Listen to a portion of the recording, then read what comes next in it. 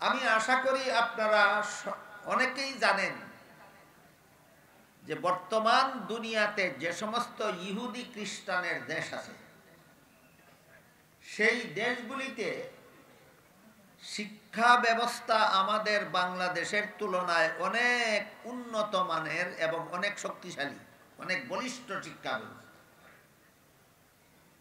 তাদের দেশের শিক্ষা ব্যবস্থা কেমন বলিষ্ঠ এর উদাহরণ হলো, তাদের দেশে একটা মানুষও অশিক্ষিত থাকার কোনো সুযোগ নেই। প্রতিটি সন্তানকে তার মা বাবার পক্ষ থেকে 7 বছর বয়সে স্কুলে লেখাপড়া করার জন্য ভর্তি করাতেই হয়, আর 17 বছর বয়স পর্যন্ত লেখাপড়া চালাতেই হয়। কোন সন্তানের পিতামাতা যদি সন্তানের 7 বছর থেকে 17 বছরের ভিতরে লেখাপড়া বন্ধ করে, তাহলে সরকার ওই সন্তানের মা বাবাকে জেলখানায় বন্দি করে রেখে সন্তানটাকে সরকার নিজ দায়িত্বে লালন পালন করে লেখাপড়া শিক্ষা দেয়। এইরকম উন্নত বলিষ্ঠ শিক্ষা ব্যবস্থা এখনো বাংলাদেশে চালু হয়নি। এখনো বাংলাদেশের কোন সন্তানের পিতামাতা ইচ্ছা করলে তারে কোন রকমের শিক্ষা না দিয়া মূর্খ বানাবার সুযোগ আছে, কিন্তু ইহুদি খ্রিস্টানদের দেশে কোনো পিতামাতা তার সন্তানকে মূর্খ বানাবার কোনো সুযোগ নাই। তাদের দেশে একটা নাগরিকও অশিক্ষিত থাকার কোনো সুযোগ নাই। এই কথাগুলি বুঝে থাকলে বলুন তো, বাংলাদেশের শিক্ষা ব্যবস্থা বেশি উন্নত মানের না ইহুদি খ্রিস্টানদের দেশের শিক্ষা ব্যবস্থা বেশি উন্নত মানের? ইহুদি খ্রিস্টানদের। এবার লক্ষ্য করুন তাদের মনুষ্যত্বের অবস্থা। বর্তমান দুনিয়ার ইহুদি খ্রিস্টানদের দেশের সরকারি আইনে, তাদের দেশে যে আইন পাশ করা আইন, সরকারি আইন, সেই আইন মতে নারী পুরুষের সমান অধিকার। পুরুষ যেভাবে পথে ঘাটে হাটে মাঠে শহরে বন্দরে যেখানে সেখানে পর্দা ছাড়া বুরকা ছাড়া যখন তখন যার সাথে ইচ্ছা তার সাথে চলাফেরা করতে পারে, অধিকার আছে, তাদের দেশের মহিলাদেরও সেই একই অধিকার আছে। পুরুষকে যেমন ভাবে পর্দার আড়ালে রাখার অধিকার কারো নাই, তেমনি ভাবে তাদের দেশের কোনো মহিলাকেও পর্দার আড়ালে রাখার অধিকার কারো নাই। এই সমান অধিকারের আইন তাদের দেশে একটা আন্দোলনের ফসল হিসাবে পাশ হয়েছে। কি সেই আন্দোলন? আজ থেকে প্রায় 300 বছর আগে ইহুদি খ্রিস্টানেরা মহিলাদেরকে মানুষ মনে করত। এরা মনে করত আল্লাহ যেভাবে গরু, ছাগল, হাঁস, মুরগি নামের বিভিন্ন জন্তু সৃষ্টি করেছেন মানুষের উপভোগের জন্য, তেমনি ভাবে আল্লাহ নারী নামের এক প্রকার জন্তু সৃষ্টি করেছেন মানুষের উপভোগের জন্য। এরা গরু ছাগলের মতো জানোয়ার, এই নারীরা মানুষ নয়। এই কারণে প্রায় 300 বছর আগে ইহুদি খ্রিস্টানেরা তাদের বাড়ির থেকে কোথাও যাওয়ার সময় গরু ছাগলকে যেভাবে বেঁধে রেখে যেত অথবা তালাবদ্ধ করে রেখে যেত, তাদের মহিলাদেরকেও বাড়িতে হয়তো বেঁধে রেখে যেত, আর না হয় তালাবদ্ধ করে রেখে যেত। কথা বুঝে থাকলে বলুন তো, আজ থেকে 300 বছর আগে ইহুদি খ্রিস্টানদের দেশের মহিলারা মানুষের অধিকার পেয়েছিল না পশুত্বর স্তরে অধঃপতনে গিয়েছিল? পশুত্বের স্তরে। এমতাবস্থায় ওই সব দেশের মহিলারা পুরুষের বিরুদ্ধে অধিকার আদায়ের আন্দোলনে নামল। অধিকার আদায়ের আন্দোলনে নেমে তারা যে স্লোগানটা দিল সেটা হলো, আমরা পুরুষের সমান অধিকার চাই। দীর্ঘদিন অনেক শক্তিশালী বলিষ্ঠ আন্দোলন হয়েছে।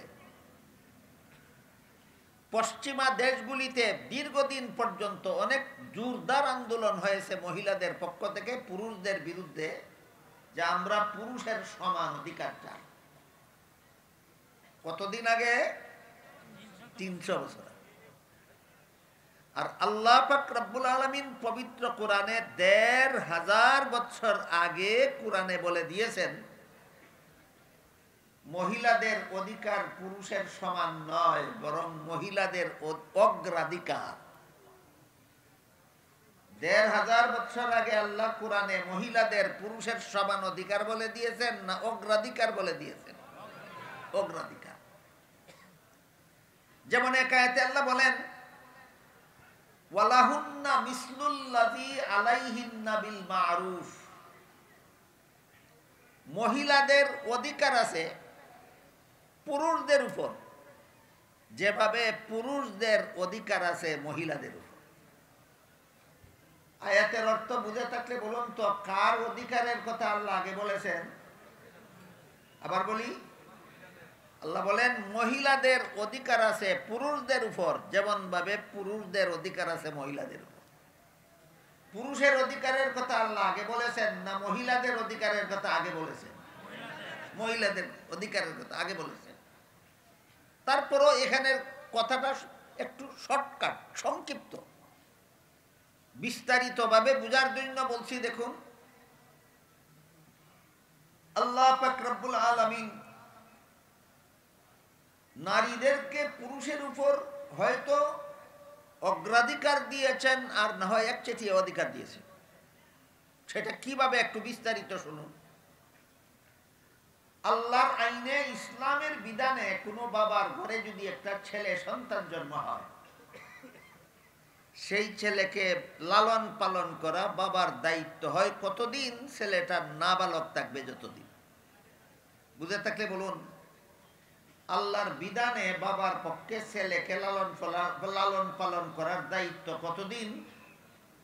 নাবালক থাকবে যতদিন। সাবালক ছেলেকে লালন পালন করা আল্লাহর বিধানে বাবার দায়িত্ব নয়। কোনো বাবা যদি তার সাবালক ছেলেকে লালন পালন করে সেটা হবে ছেলের প্রতি বাবার দয়া। কিন্তু এই বাবার ঘরেই যদি কোনো মেয়ে সন্তান জন্ম হয়, আল্লাহর বিধানে নাবালক সাবালক কোনো প্রশ্ন নাই। যতদিন পর্যন্ত মেয়ের বিয়ে না হবে ততদিন পর্যন্ত মেয়েকে লালন পালন করার দায়িত্ব বাবার উপর বর্তাবে। হিসাবটা আগে বুঝুন। ছেলে পালার দায়িত্ব কতদিন? নাবালক থাকবে যতদিন। মেয়ে পালার দায়িত্ব কতদিন? বিয়ে না হবে যতদিন। তাহলে জীবনের শুরুতেই বাবার সম্পদে লালিত পালিত হওয়ার অধিকার কি ছেলে মেয়ের সমান, না ছেলের উপর মেয়ের অগ্রাধিকার? ছেলের উপর মেয়ের অগ্রাধিকার। এই যে মহিলাদের অগ্রাধিকার দিয়েছেন আল্লাহ পুরুষের উপর, এটা কি 300 বছর আগে না 1400 বছর আগে? 1400 বছর আগে আল্লাহ মহিলাদেরকে পুরুষের উপর অগ্রাধিকার দিয়ে রেখেছেন। আর মাত্র 300 বছর আগে ইহুদি খ্রিস্টান মহিলারা অধিকার আদায়ের আন্দোলনে বেরোয় স্লোগান দিল, আমরা সমান অধিকার চাই। আল্লাহ তো তোমাদের অগ্রাধিকার দিয়েছেন, তোমরা সমান অধিকার চাইলা কেন? কারণ এরা কোরআন জানেও না মানেও না। বিষয়টা বুঝতে পেরেছেন? এরা কোরআন জানেও না মানেও না, কাজেই তাদের অধিকার আদায়ের দাবিতে তারা জিতলো না ঠগলো? ঠগলো। এই পর্যন্তই, কথা শেষ নয়। অগ্রাধিকারের একটা উদাহরণ দিলাম। এবার দেখুন, আল্লাহ অনেক ক্ষেত্রে পুরুষের উপর মহিলাদের অগ্রাধিকার নয় একচেটিয়া অধিকার দিয়েছেন। যেমন একটা ছেলের সাথে একটা মেয়ের বিয়ে হইল, বিবাহ বন্ধনে আবদ্ধ হইল ছেলে মেয়ে দুইজন, একতরফা দরকারে না উভয়ের দরকারে? উভয়ের দরকারে যদি চুক্তি হয়ে থাকে, এই চুক্তির বিনিময়ে কোনো টাকার লেনদেন হলেও তো উভয় পক্ষে টাকার লেনদেন হওয়া দরকার ছিল। কিন্তু আল্লাহ বলেন না, মহিলার পক্ষ থেকে তার স্বামীকে 1 টাকাও দেবে না। স্বামীর পক্ষ থেকে স্ত্রীকে মোহর দিতে হবে এবং সেটা আদায় করা হবে ফরজ। উভয়ের সমান দরকারে বিবাহ বন্ধনে আবদ্ধ হইল। এই চুক্তির বিনিময়ে মেয়ে স্বামীকে 1 টাকাও দিবে না, স্বামী এই তার স্ত্রীকে মোহর দিতে হবে। এটা কি সমান অধিকার না অগ্রাধিকার না একচেটিয়া অধিকার? একচেটিয়া অধিকার। মোহর দিয়েই কি শেষ? সারা জীবনের খোরাকি স্বামীর পক্ষ থেকে স্ত্রীকে দিতে হবে, সারা জীবনের পোশাক স্বামীর পক্ষ থেকে স্ত্রীকে দিতে হবে, সারা জীবন বসবাস করার উপযোগী বাড়িঘর স্বামীর পক্ষ থেকে স্ত্রীকে দিতে হবে। এগুলির নাম কি অধিকার? একচেটিয়া অধিকার। আল্লাহর পক্ষ থেকে মহিলাদেরকে দেওয়া হয়েছে 300 বছর আগে না 1400 বছর আগে? 1400 বছর আগে যেখানে মহিলাদেরকে হয়তো অগ্রাধিকার আর না হয় একচেটিয়া অধিকার দিয়ে রাখা হয়েছে, সেখানে মাত্র 300 বছর আগে এরা সমান অধিকারের দাবি করলো কেন? যেহেতু কোরআন জানেও না মানেও না। এই কোরআন সম্পর্কে অজ্ঞতা, কোরআনের বিধান সম্পর্কে মূর্খতা এদেরকে অধোগতিতে নিয়ে গেছে। তাই ইহুদি খ্রিস্টানদের, পাশ্চাত্য দেশগুলির ইহুদি খ্রিস্টানদের মেয়েরা যখন আন্দোলন তাদের তুঙ্গে, যখন এই আন্দোলনের মুখে পুরুষরা দাবি না মেনে পারতেছিল না, তখন থেকে ইহুদি খ্রিস্টানদের দেশে সরকারিভাবে আইন পাশ হয়ে গেছে যে নারী পুরুষের সমান অধিকার। এইভাবে সমান অধিকারের আইন পাশ হল। আমার কথাগুলি বুঝে থাকলে বলুন তো, ন্যায্য দাবির ভিত্তিতে না ভুল দাবির ভিত্তিতে? দাবি কি সমান অধিকার ছাড়ার দাবি করা উচিত দরকার ছিল, না অগ্রাধিকার এবং একচেটিয়া অধিকার দাবি করা উচিত ছিল? ওইটা করেনি কেন? কারণ কোরআন জানেও না মানেও না। কাজেই তারা দাবি যা করেছে সেই দাবি মেনে নেওয়া হয়েছে। পুরুষদের পক্ষ থেকে ইহুদি খ্রিস্টানদের দেশে আইন পাশ করে দেওয়া হয়েছে নারী পুরুষের সমান অধিকার। এই আইনের বিস্ফল কি হয়েছে এবার শুনুন। এই আইনের বিস্ফল হয়েছে এই, পুরুষ যদি একা একা সারা রাত হোটেলে থাকতে পারে, মহিলারও সেই অধিকার থাকবে, যেহেতু সমান অধিকার। পুরুষ যদি সারা রাত একা একা ক্লাবে কাটাতে পারে, পার্কে কাটাতে পারে, সমুদ্র সৈকতে কাটাতে পারে, জঙ্গলে কাটাতে পারে, মহিলাদেরও এই অধিকার দিতে হবে, যেহেতু উভয়ের সমান অধিকার। সমান অধিকার আইনের ফসল হিসাবে পুরুষের মতো ইহুদি খ্রিস্টানদের দেশের মহিলারাও একা একা যখন তখন যেখানে সেখানে বিচরণ করার অভ্যাস গড়ে দিল। এর বিস্ফল হিসাবে তাদের মান, সম্ভ্রম, সতীত্ব পথে ঘাটে লুণ্ঠিত হয়ে গেল। বর্তমান দুনিয়ার ইহুদি খ্রিস্টানদের দেশের মহিলাদের মান সম্ভ্রম বলতে কিছু নাই। একেবারে জলাঞ্জলি গেছে, এদের মান সম্ভ্রম বলতে কিছু নাই। সমান অধিকারের দাবিতে একটা মহিলা একটা পুরুষের সাথে হোটেলে থাকে, তার মান ইজ্জত সেখানেই লুণ্ঠিত হয়ে যায়। সমান অধিকারের নামে একটা মহিলা আরেক রাত ক্লাবে থাকে আরেকটা পুরুষের সাথে, তার মান ইজ্জত ক্লাবেই লুণ্ঠিত হয়ে যায়। আরেক রাত অতিবাহিত করে পার্কে, তার মান ইজ্জত পার্কেই লুণ্ঠিত হয়ে যায়। আরেক রাত অতিবাহিত করে সমুদ্র সৈকতে, তার মান ইজ্জত সমুদ্র সৈকতেই লুণ্ঠিত হয়ে যায়। ফলে তাদের মহিলারা বিয়ের আগেই কুমারী মা হতে লাগলো। কুমারী মা বুঝেন? কুমারী মানে অবিবাহিতা। অবিবাহিতা অবস্থায় ইহুদি খ্রিস্টানদের মেয়ে সন্তানের মা হতে লাগলো। কোন আইনের ফসল? সমান অধিকার আইনের ফসল। এখন সন্তানের জন্ম নিবন্ধন তো আর বাবার নামে করার সুযোগ নাই। কারণ একটা মহিলা এক রাত্রি একটা হোটেলে একটা পুরুষের সাথে কাটাইলো, আরেক রাত্রি একটা ক্লাবে আরেকটা পুরুষের সাথে যাপন করলো, আরেক রাত্রি একটা ক্লাবে আরেক পুরুষের সাথে যাপন করলো, আরেক রাত্রি যাপন করলো সমুদ্র সৈকতে আরেকটা পুরুষের সাথে, আরেক রাত্রি যাপন করলো আরেকটা পুরুষের সাথে জঙ্গলে। কোন পুরুষের সাথে রাত্রি যাপন করার কারণে তার গর্ভে সন্তান আসলো, গর্ভবতী মহিলা নিজেও জানে না। এই সমস্যার সমাধান ইহুদি খ্রিস্টানদের দেশে করা হয়েছে এভাবে যে সন্তানের জন্ম নিবন্ধন বাবার নামে করতে হবে না, সন্তানের জন্ম নিবন্ধন তাদের দেশে মায়ের নামে হয়। আমার কথা বুঝে থাকলে বলুন, বর্তমান দুনিয়ার ইহুদি খ্রিস্টানদের সন্তানের জন্ম নিবন্ধন বাবার নামে হয় না মায়ের নামে হয়? কেন? সন্তানের বাবা কে এটা অনেক ক্ষেত্রে সন্তানের মাও জানে না। যে সন্তানের মাই যদি জানে না বাবাকে, তে বাবার নামে নিবন্ধন হবে কিভাবে? এই অবস্থাতেই বর্তমান দুনিয়ার ইহুদি খ্রিস্টানদের দেশের সন্তানদের জন্ম নিবন্ধন হয়। আমার কথা শুনলেন, যদি কারো বিশ্বাস না হয় তাহলে আপনি যান আমেরিকাতে গিয়া দেখে আসেন, কানাডায় গিয়া দেখে আসেন, ইংল্যান্ডে গিয়া দেখে আসেন, ফ্রান্সে গিয়া দেখে আসেন, জার্মান গিয়া দেখে আসেন, জাপান গিয়া দেখে আসেন। যদি বিপরীত পান, আপনার আসা যাওয়ার খরচ আমি দেব। আর যদি সঠিক পান, এইসব দেশ আমার চোখে দেখে এসেছি, দেখে এসে বলতেছি, তাদের দেশে সন্তানের জন্ম নিবন্ধন বাবার নামে হওয়ার কোনো উপায় নাই। সমান অধিকারের অভিশপ্ত আইন, তাদের এই জিনিস বিলুপ্ত হয়ে গেছে আইনের কারণে। এখন এদের সন্তানের বাবা শনাক্ত করার কোনো উপায় বাকি নাই। এই জন্য বর্তমান দুনিয়ার ইহুদি খ্রিস্টানদের দেশের সন্তানদের জন্ম নিবন্ধন বলুন কার নামে হয়? মায়ের নামে হয়। সন্তানের বাবা কে এটা সন্তানের মাও অনেক সময় জানে না। এবার বলুন, অবস্থা বুঝে থাকলে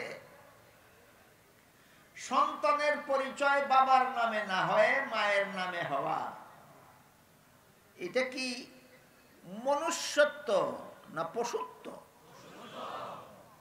এই কথাটা যদি এখনো কারো বোঝার বাকি থাকে তাহলে আরেকটু খোলাসা করে বলি। আমি আশা করি আপনারা আপনাদের এলাকার পথে ঘাটে কুকুর কুকুরি ঘোরাফেরা করতে দেখে থাকবেন অবশ্যই।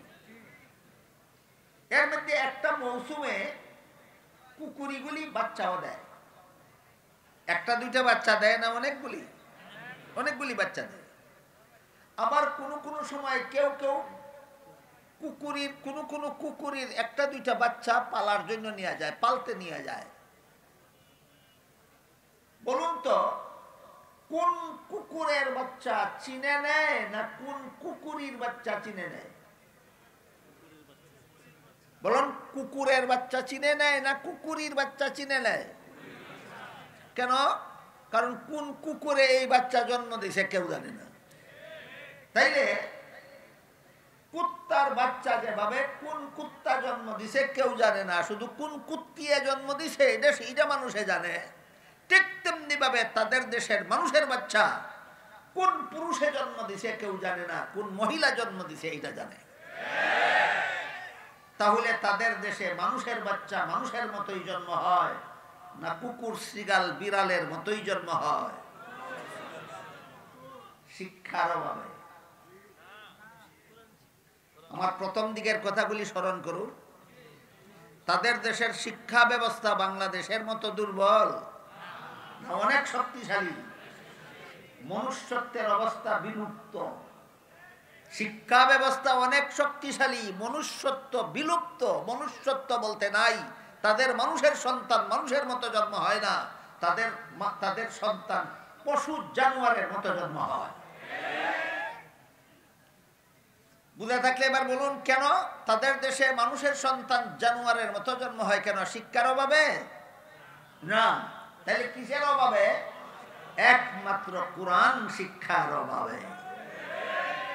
কারণ কোরআন শিক্ষায় যারা শিক্ষিত অথবা কোরআন শিক্ষার আলোতে যাদের অন্তর আলোকিত, এরা মনে প্রাণে বিশ্বাস করে বিয়ে ছাড়া সন্তান জন্ম দেওয়া হারাম। এই শিক্ষা তাদের দেশে নাই। বিয়ে ছাড়া সন্তান জন্ম দেওয়া হারাম। বিয়ে ছাড়া সন্তান জন্ম দিলে এই সন্তান মানুষের মতো জন্ম হয় না, হাইওয়ান জানোয়ারের মতো জন্ম হয়। এই কথার চর্চা তাদের দেশে নাই, আছে বাংলাদেশে। কাজেই আমার কথাগুলি বুঝে থাকলে এবার বলুন তো, তাদের শিক্ষাটা কি মানুষ গড়ার শিক্ষা? না, তাদের শিক্ষা ডাক্তার গড়ার শিক্ষা হতে পারে, তাদের শিক্ষা ইঞ্জিনিয়ার গড়ার শিক্ষা হতে পারে, তাদের শিক্ষা বিজ্ঞানী গড়ার শিক্ষা হতে পারে, তাদের শিক্ষা অনেক কিছুর শিক্ষা হতে পারে, কিন্তু মানুষ গড়ার শিক্ষা হলো একমাত্র কোরআন শিক্ষা। এই কথাটা বুঝাবার জন্য আল্লাহ আগে বলেছেন কোরআন শিক্ষা দিয়েছি, পরে বলেছেন মানুষ সৃষ্টি করেছি। গেল তাদের দেশের অবস্থা। এবার আমরা একটু আমাদের নিজেদের দেশের অবস্থা আলোচনা করে দেখি আমরা কোন অবস্থায় আছি। আমার জানা মতে আমাদের বাংলাদেশের যত জাগতিক শিক্ষা প্রতিষ্ঠান আছে, ধর্মীয় শিক্ষা প্রতিষ্ঠানগুলি প্রধানত দুই ভাগে বিভক্ত। কতগুলি ধর্মীয় শিক্ষা প্রতিষ্ঠানের নাম মক্তব, যেগুলিতে ছোট ছোট ছেলে মেয়েরা সকালবেলা লেখাপড়া করে, ওই কলেমা কালাম উজু গোসল এগুলো শিখে। আর কতগুলি ইসলামী শিক্ষা প্রতিষ্ঠানের নাম মাদ্রাসা বা জামিয়া, এগুলিতে ইসলামের মাধ্যমিক শিক্ষা এবং উচ্চতর শিক্ষা প্রদান করা হয়। আর আমাদের দেশে যে সমস্ত শিক্ষা প্রতিষ্ঠান ইসলামী শিক্ষা প্রতিষ্ঠান নয়, জাগতিক শিক্ষা প্রতিষ্ঠান, এইগুলির প্রথম স্তরের জাগতিক শিক্ষা প্রতিষ্ঠানকে প্রাইমারি স্কুল বলা হয়, মধ্যম স্তরের জাগতিক শিক্ষা প্রতিষ্ঠানগুলিকে হাই স্কুল বলা হয়, উচ্চ স্তরের জাগতিক শিক্ষা প্রতিষ্ঠানগুলিকে কলেজ ভার্সিটি বলা হয়। আমাদের বাংলাদেশে যত প্রাইমারি স্কুল, যত হাই স্কুল, যত কলেজ, যত ভার্সিটি আছে, আমার জানা মতে এই সমস্ত শিক্ষা প্রতিষ্ঠানের কোনো একটি পাঠ্য বইয়ে লেখা নাই বিয়া ছাড়া সন্তান জন্ম দেওয়া হারাম। প্রাইমারি স্কুলের কোনো বইয়ে লেখা নাই, হাই স্কুলের কোনো বইয়ে লেখা নাই, কলেজ ভার্সিটির কোনো বইয়ে লেখা নাই।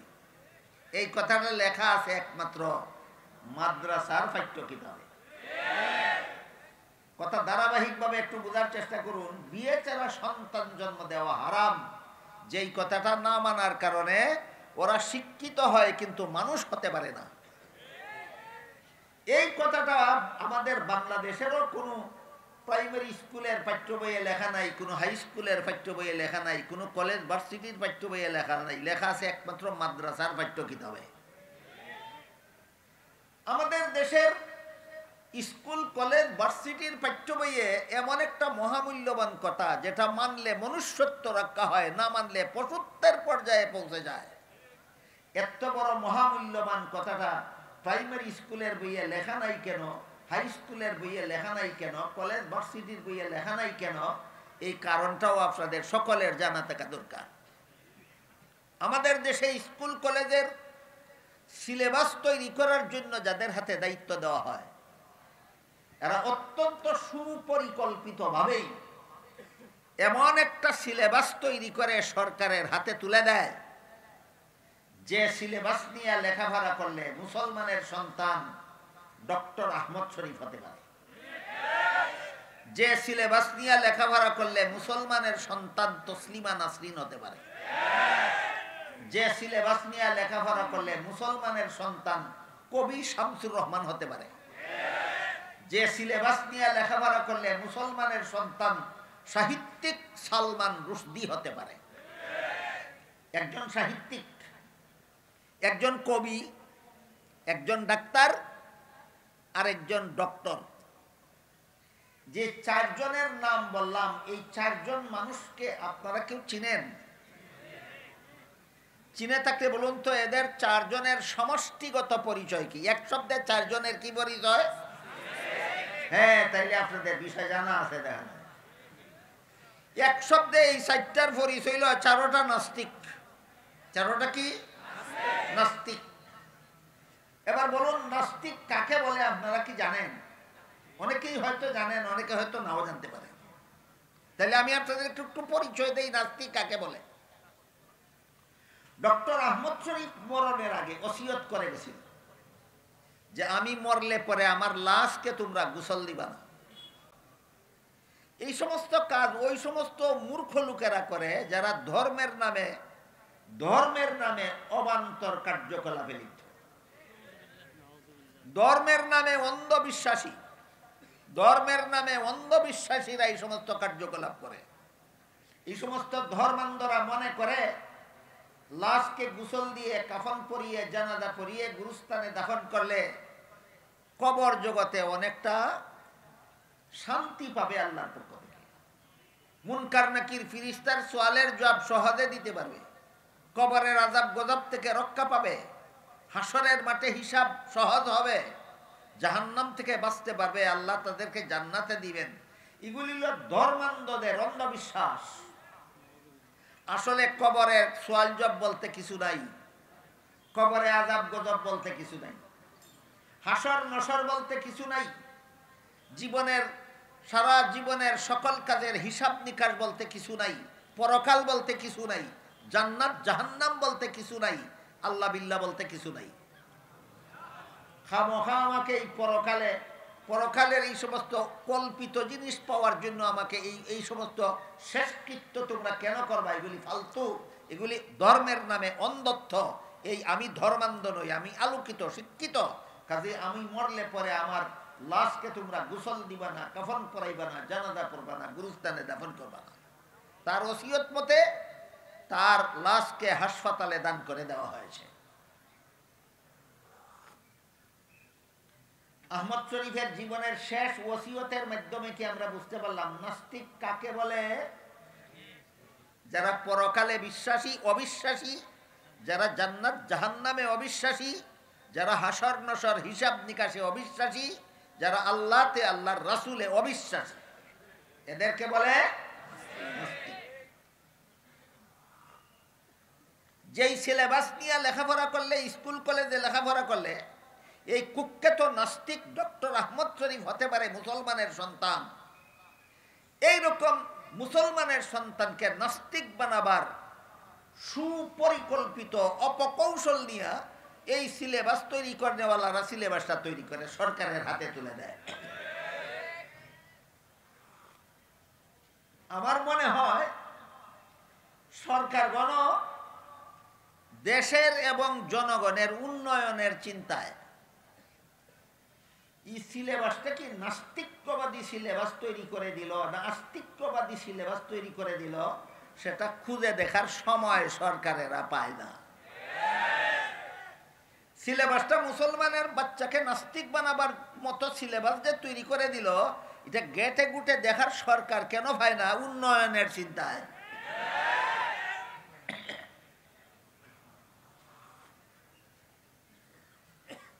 তাহলে এই ডক্টর আহমদ শরীফ ইহুদি খ্রিস্টানদের দেশের স্কুল কলেজে পড়ে ডক্টর আহমদ শরীফ হয়েছে না বাংলাদেশের কলেজ ভার্সিটিতে পড়ে? বাংলাদেশের কলেজ ভার্সিটিতে পড়ে এর মতো নাস্তিক হইল কেন? কারণ আমাদের দেশের এই স্কুল কলেজের সিলেবাস তৈরির জন্য যাদের হাতে দায়িত্ব দেওয়া হয়, এরা অত্যন্ত সুপরিকল্পিতভাবেই এমন একটা সিলেবাস তৈরি করে সরকারের হাতে তুলে দেয়, যেই সিলেবাস নিয়ে লেখাপড়া করলে মুসলমানের সন্তান ডক্টর আহমদ শরীফ হতে পারে।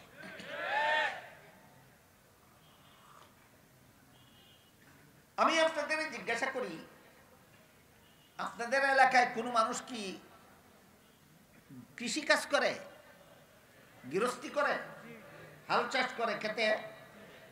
যেই বলদ দ্বারা হাল চাষ করে, এই বলদ কোনো কোনো সময় মরে গেলে কেউ বলদকে গোসল দেয়, কাফন পরায়, জানাজা পড়ে, গুরুস্থানে দাফন করে?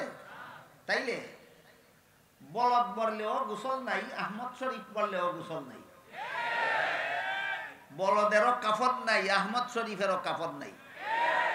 বলদেরও জানাজা নাই, আহমদ শরীফেরও জানাজা নাই। বলদেরও গুরুস্থান নাই, আহমদ শরীফেরও গুরুস্থান নাই। কেন? দুইজনে বেশ কম কত? দুইজনে বেশ কম কত? বেশ কম নেই। বলদের মতোই। বলদের মতো হইল কেন? অশিক্ষিত হওয়ার কারণে, না কোরআন শিক্ষা থেকে বঞ্চিত থাকার কারণে। তাহলে মানুষ গড়ার শিক্ষা কোনটা? এবার বলুন, ডক্টর আহমদ শরীফ যে ভার্সিটিতে লেখাপড়া করেছে, ওইটা মানুষ গড়ার শিক্ষা না আহমদ শরীফ গড়ার শিক্ষা? মানুষ গড়ার শিক্ষা একমাত্র কোরআন শিক্ষা। এই কথাটা বোঝাবার জন্য আল্লাহ মানুষ বানাইয়া কোরআন শিখাইছি বলেন না, আল্লাহ বলেন কোরআন শিখাইয়া মানুষ বানাইছি। গেল আহমদ শরীফের পরিচয়। এবার আসেন তসলিমা নাসরিনের পরিচয়। তসলিমা নাসরিন অনেকগুলি সাহিত্য বই লিখেছে, উপন্যাস। আল্লাহর দুহাই দেয়া বলি, পড়বেন না আপনারা। পড়লে আপনারা নাস্তিক হতে বাধ্য হবেন, বেঈমান মুরতাদ হতে বাধ্য হবেন। কারণ এই টার্গেট নিয়েই এই এই এই তসলিমা বইগুলি লিখেছে। তসলিমা নাসরিন বাংলাদেশে থাকাকালে একবার ঘোষণা দিয়েছিল, কোরআনে অনেকগুলি ভুল আছে, এইগুলি যদি মৌলবীরা সংশোধন করতে পারে তাহলে আধুনিক যুগে কোরআন চালু থাকতে পারে।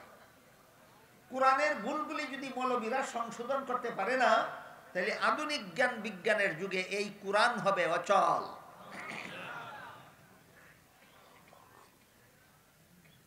কোরআনের একটা দুইটা আয়াতকে তসলিমা ভুল বলেনি, অনেকগুলি আয়াতকে ভুল বলেছে। এর মধ্যে একটা আয়াতের উদাহরণ আমি আপনাদের সামনে তুলে ধরি। পবিত্র কোরআনের সূরায়ে নিসা এর 11 নম্বর আয়াতে আল্লাহ বলেছেন, ওয়ালিয-যাকারি মিসলু হাযযিল উনসায়াইন।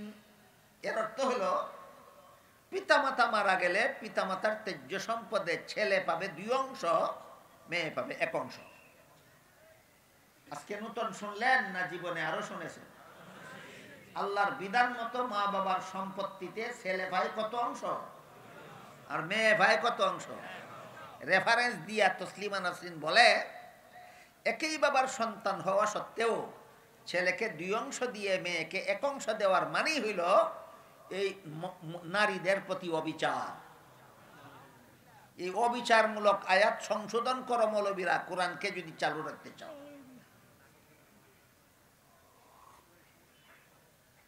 তাহলে তসলিমা কোরআনের যত আয়াতকে ভুল বলেছে, এর মধ্যে একটা আয়াত হইল সূরা নিসার 11 নম্বর আয়াত। কারণ হলো এই আয়াতে ছেলেকে 2 অংশ আর মেয়েকে 1 অংশ দেওয়া হয়েছে। আসলে নারী পুরুষের সমান অধিকার। ছেলেকে 2 অংশ দিলে মেয়েকেও সেই অধিকার দিতে হবে, 2 অংশ মেয়েকেও দিতে হবে। পরবর্তী কথাগুলি আমি বলার আগে আপনাদের জিজ্ঞেস করতে চাই, আমাদের সমাজ থেকে তসলিমা নাসরিন পালিয়ে গেছে বেশ কিছুদিন আগে, কয়েক বছর আগে।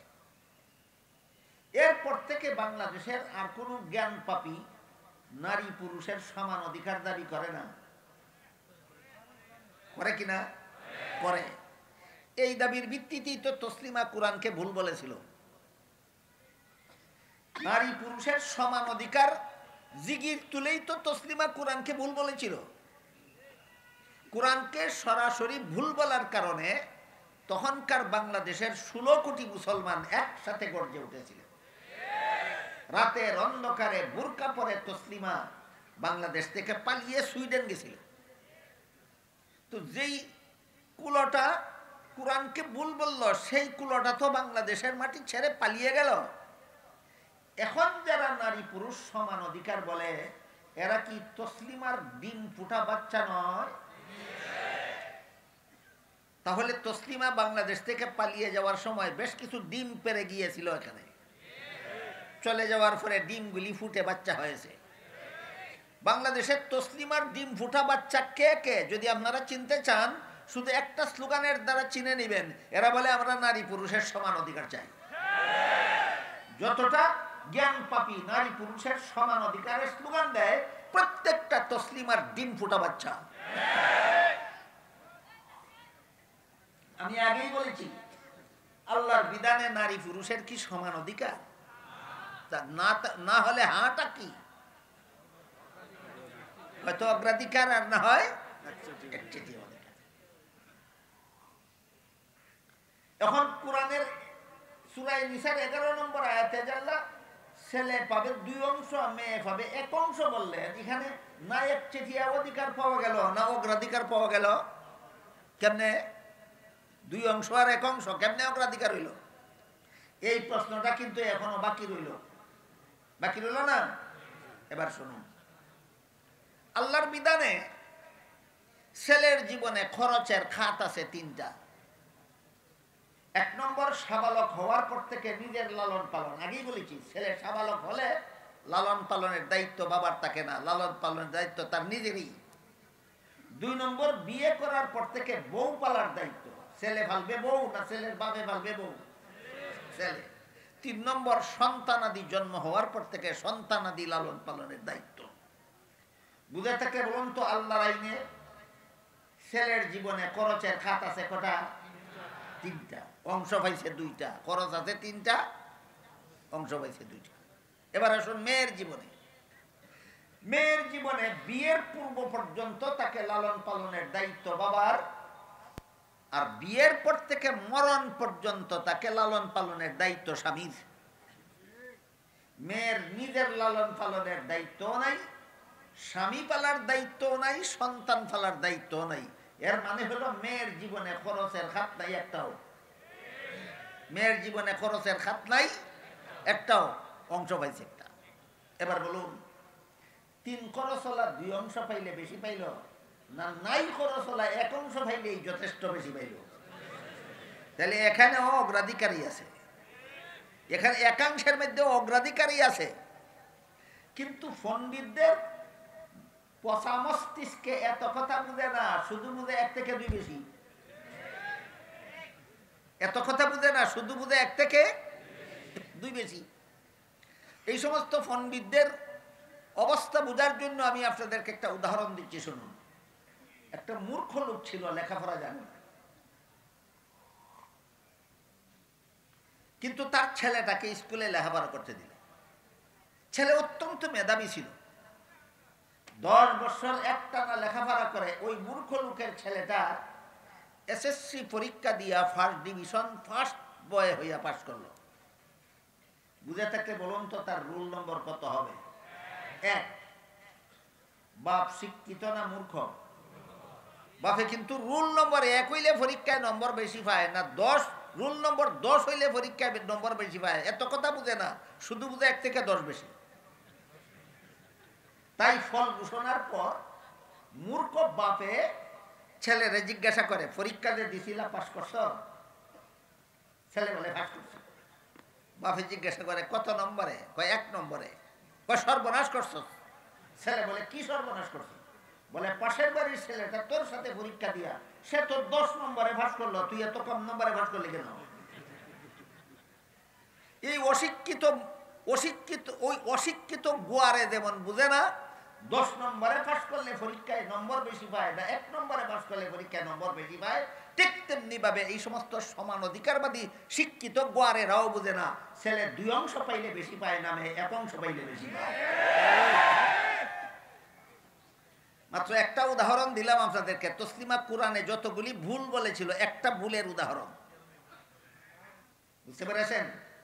তসলিমা কোরআনের যত কথা ভুল বলেছিল এর মধ্যে একটা বলেছিল সূরা নিসার 11 নম্বর আয়াতটা ভুল। এখানে ছেলেকে 2 অংশ দিয়ে মেয়েকে 1 অংশ দেওয়া হয়েছে। আমার কথা বুঝে থাকলে বলুন, ছেলেকে 2 অংশ দেওয়া হয়েছে কেমন অবস্থা, কেমন অবস্থায় যে যার খরচ আছে 3টা। মেয়েকে 1 অংশ দেওয়া হয়েছে কেমন অবস্থায় যেখানে কোনো খরচই নেই। আবার বলুন 3 খরচওয়ালা 2 অংশ পাইলে বেশি পায় না নাই খরচওয়ালা 1 অংশ পাইলেই বেশি পায়? তাইলে কোরআনের আয়াতটাই ভুল না তসলিমা আর তসলিমার ডিম ফুটা বাচ্চাদের মস্তিষ্কটাই ভুল? এবার বলেন আপনাদের দেশে তসলিমার ডিম ফুটা বাচ্চারা বাস করে কিনা? তসলিমার একটু পরিচয় আপনাদের সামনে তুলে ধরলাম। তসলিমার 1 নম্বর পরিচয় হলো তসলিমার দৃষ্টিতে কোরআন ভুল। তসলিমার আর একটু পরিচয় আপনাদের সামনে তুলে ধরি। আমি যে বলেছিলাম আল্লাহর দোহাই লাগে মেহেরবানি করে আপনারা কেউ তসলিমার বই পড়বেন না, কারণ পড়লে যখন দেখবেন তার বইয়ে লেখা যে সূরা নিসার 11 নম্বর আয়াতে ছেলেকে 2 অংশ মেয়েকে 1 অংশ দিয়ে মেয়েদের সাথে অবিচার করা হয়েছে, তখন অবিচার আর সুবিচার সিদ্ধান্তে পৌঁছতে পারবেন না, না পেরে তসলিমার দাবি মানতে বাধ্য হবেন, আপনাকে মুরতাদ বানাইয়াই ছাড়বে। এই জন্য আপনাদেরকে অনুরোধ করে বলেছি এই সমস্ত নাস্তিকদের বই আপনারা পড়বেন না। আমাদের পড়তে হয় কেন? এদের শয়তানি যুক্তিগুলির দাঁত ভাঙ্গা জবাব দেওয়ার জন্য।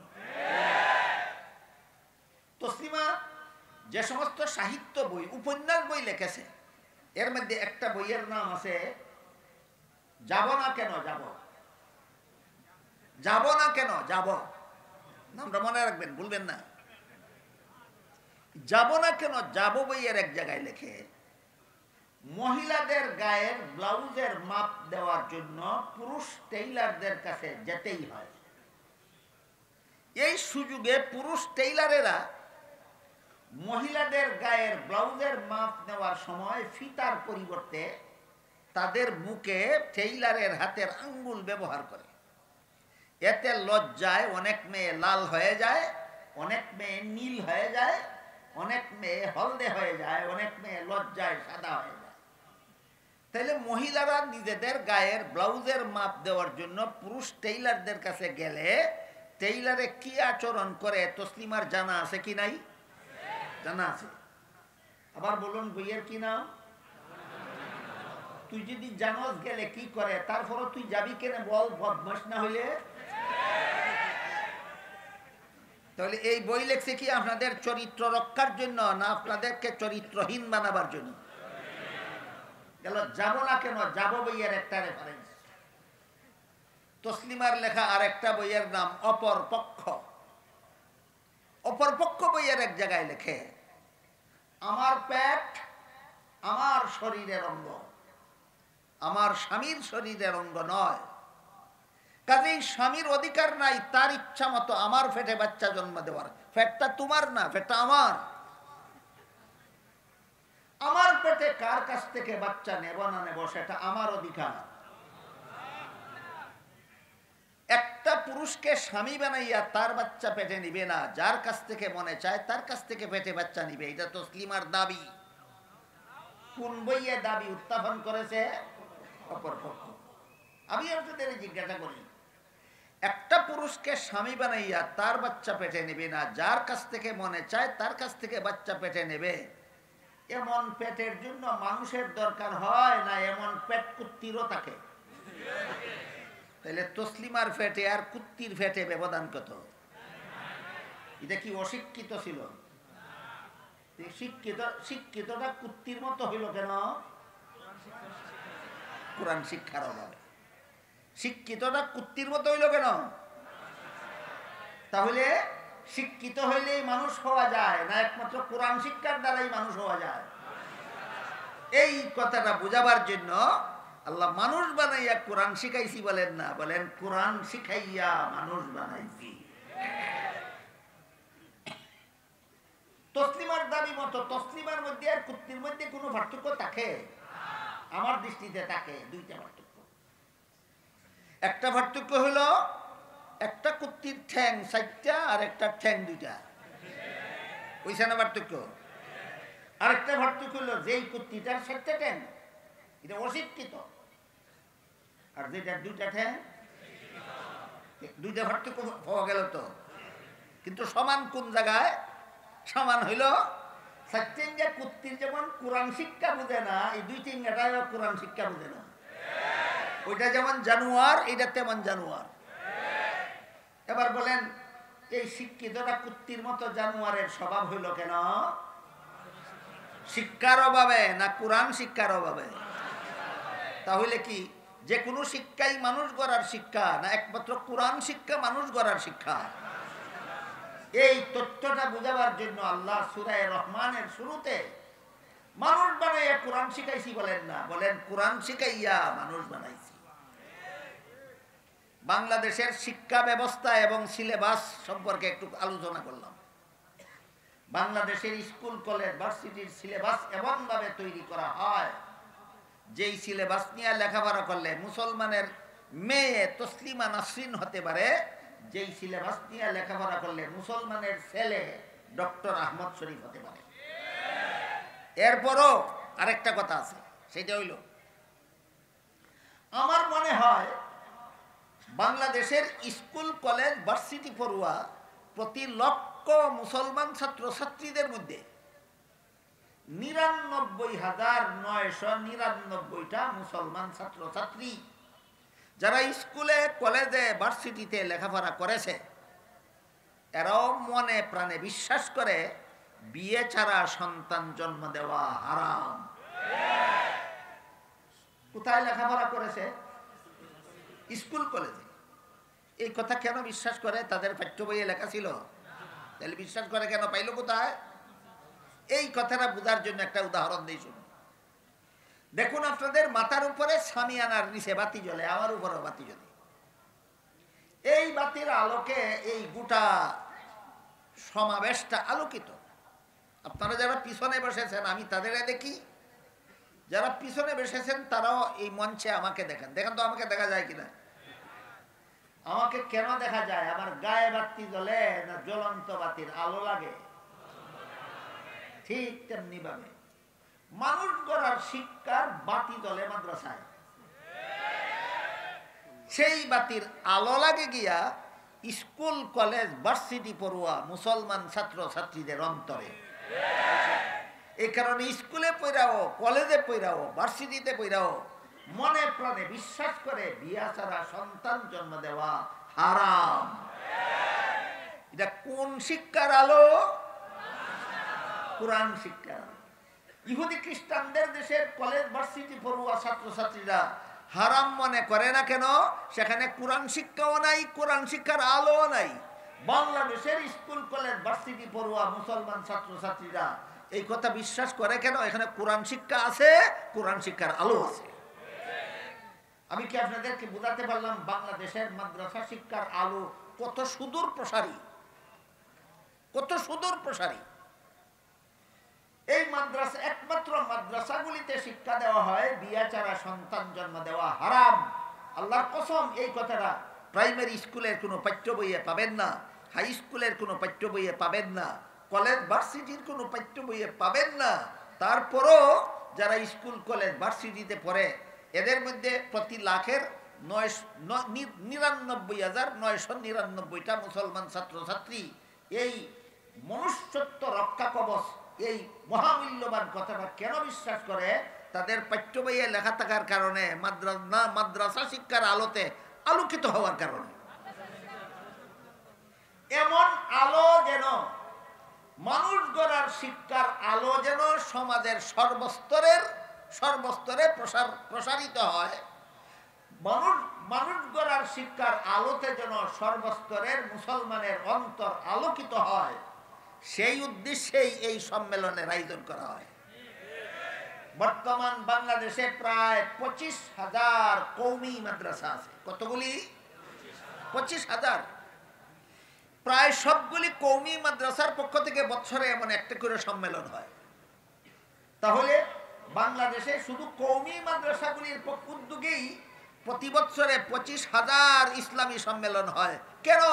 যারা মাদ্রাসা সরাসরি মাদ্রাসা শিক্ষায় শিক্ষিত না, যারা মাদ্রাসার ছাত্র না, যারা কৃষিকাজ নিয়ে ব্যস্ত থাকেন, ব্যবসা নিয়ে ব্যস্ত থাকেন, চাকুরি নিয়ে ব্যস্ত থাকেন, যারা স্কুল কলেজের লেখাপড়া নিয়ে ব্যস্ত থাকেন, তাদের অন্তরকে কোরআন শিক্ষার আলোতে আলোকিত করার জন্য এই সম্মেলনের আয়োজন।